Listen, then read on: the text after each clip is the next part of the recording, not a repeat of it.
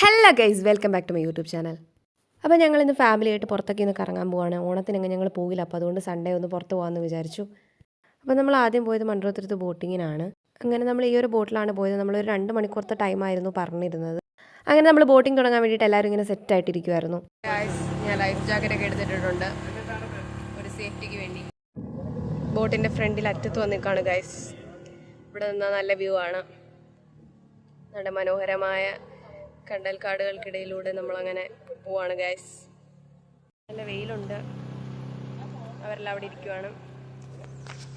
അങ്ങനെ കുറച്ച് കഴിഞ്ഞപ്പോൾ എനിക്കൊരു കമ്പനി തരാൻ അച്ഛനും അവിടെ വന്ന് നിന്നു. വളരെ ബ്യൂട്ടിഫുൾ ആയിട്ടുള്ള വ്യൂ ആണ് ഗൈസ്. നമുക്ക് സൈഡിലത്തെ വ്യൂ ഒക്കെ ഞാൻ കാണിച്ചു തരാം. ആ ക്ലൗഡ്സ് കാണാൻ നല്ല ഭംഗിയുണ്ടല്ലേ. കുറേ പേരൊക്കെ നീന്തുന്നുണ്ട് ലൈഫ് ജാക്കറ്റൊക്കെ ഇട്ട്.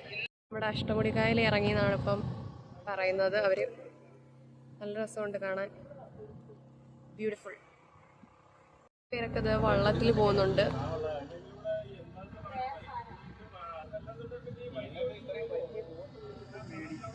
അത് കഴിഞ്ഞിട്ട് കണ്ടൽക്കാടിൻ്റെ അടുത്തെത്തിയപ്പോൾ ബോട്ട് നിർത്തിയിട്ട് അതിനകത്ത് കയറി ഫോട്ടോസൊക്കെ എടുക്കാമെന്നാണ് ചേട്ടൻ പറഞ്ഞു.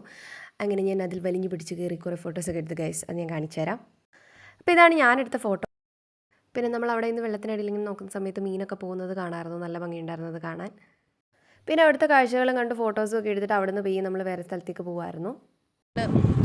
അവിടുന്ന് കുറച്ചുകൂടെ ഫ്രണ്ടിലേക്ക് പോവാണ്. നല്ല കാറ്റുണ്ട്. ഇവിടോട്ട് വന്നപ്പോഴത്തേക്ക് ചെറിയൊരു മഴക്കോളൊക്കെ ഉണ്ട്. ആ കാണുന്നത് പെരുമൺ പാലമാണ്.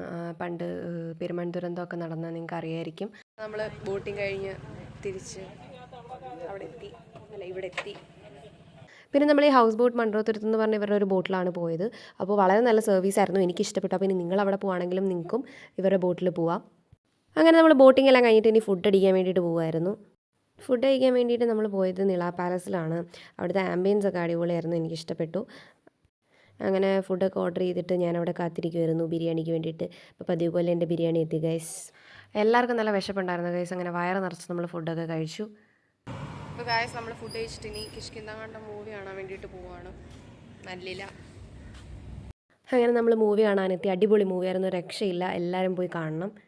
അങ്ങനെ നമ്മൾ തിരിച്ച് വീട്ടിലേക്ക് വരുമായിരുന്നു. അപ്പോൾ അത്രയുള്ള ഇന്നത്തെ വിശേഷം. Tata bye bye.